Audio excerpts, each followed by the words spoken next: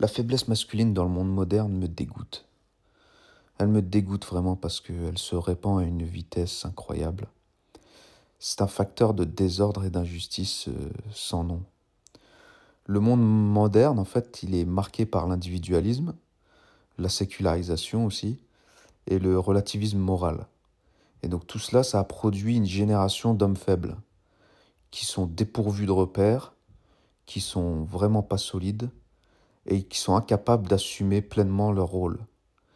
Cette faiblesse, en fait, elle n'est pas qu'une question de force physique, mais surtout de force morale, de courage et de responsabilité. Dans une société totalement féminisée, où le relativisme règne, où les valeurs traditionnelles sont tournées en dérision, on nous prend pour des old school, eh bien l'homme a perdu son ancrage. Il est devenu totalement passif, il est devenu hésitant et souvent déconnecté de sa mission naturelle. Donc cette crise de la masculinité, elle entraîne des conséquences néfastes, du désordre social, de l'injustice et même du rejet de la part des femmes. Par exemple, un homme faible n'assume pas ses responsabilités. Il fuit l'engagement, évite le conflit et se conforme aux tendances du moment par peur du rejet. Ce comportement, d'ailleurs, produit plusieurs effets négatifs que l'on va pouvoir citer. Désordre social, une société ne peut tenir debout si ses piliers masculins sont fragiles, parce que l'homme, il a historiquement eu un rôle protecteur et de guide.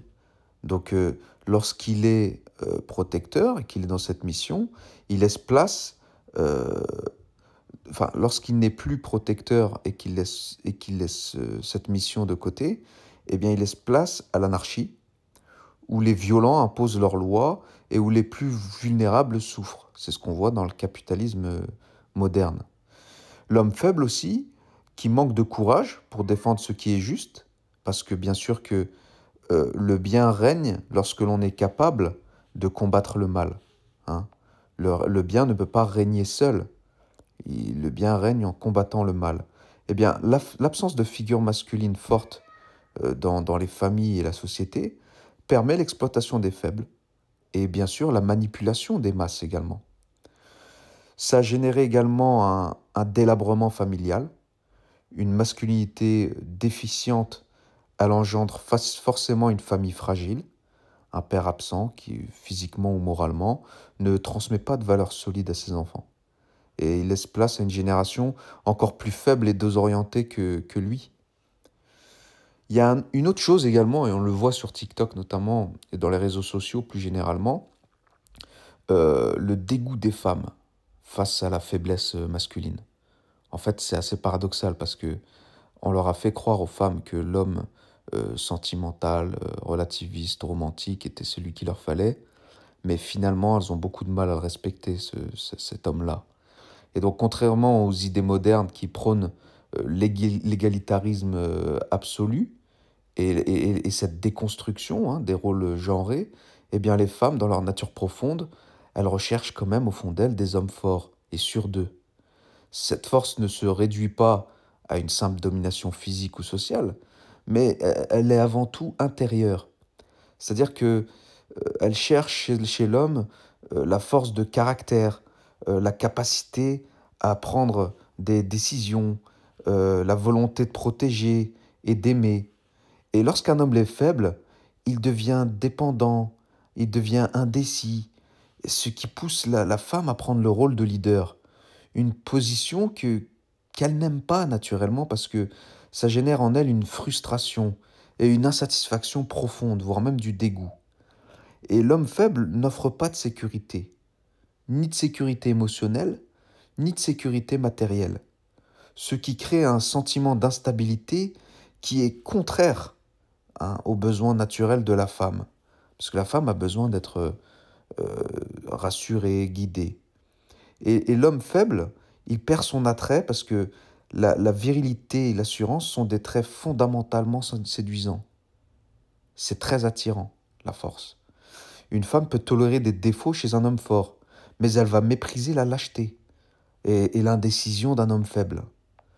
Donc ces conséquences sont vraiment très très terribles.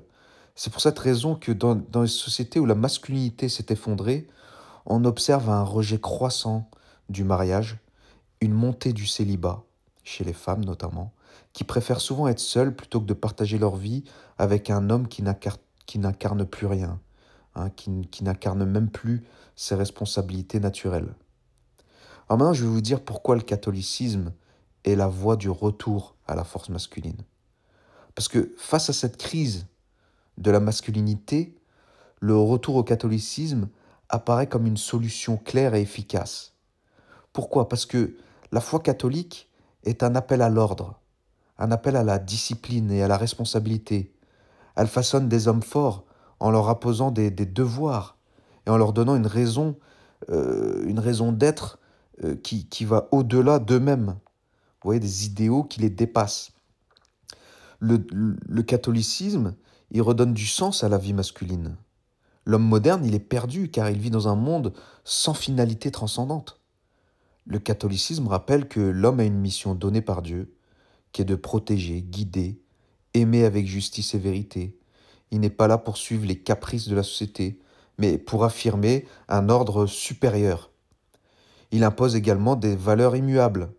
Dans un monde où tout est relatif, l'homme devient faible car il ne sait plus ce qui est bon ou mauvais. La foi catholique, elle enseigne des principes clairs. L'honneur, la fidélité, le courage, la charité. Un homme qui vit selon ses valeurs est naturellement fort. Il apprend à combattre également. Le Christ n'était pas un être faible et soumis aux modes.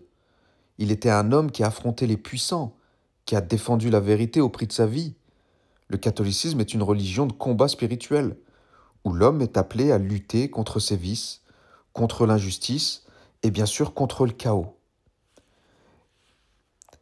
En somme, le retour à la foi, je dis bien catholique, hein, la foi authentique et virile, hein, je ne parle pas des modernistes chrétiens, à la sauce évangélique ou protestante et tout ce qui va avec, hein, tout ce christianisme libéral qui n'a finalement aucun ancrage ni solidité. Eh bien, le retour à la foi catholique authentique et virile est une nécessité pour la France. Pourquoi? Pour reconstruire une société où les hommes seront dignes de leur rôle. C'est en retrouvant la discipline, le sens du devoir et la force intérieure que les hommes pourront à nouveau inspirer le respect, donner l'exemple et remettre de l'ordre dans un monde qui sombre dans l'indifférence et le chaos.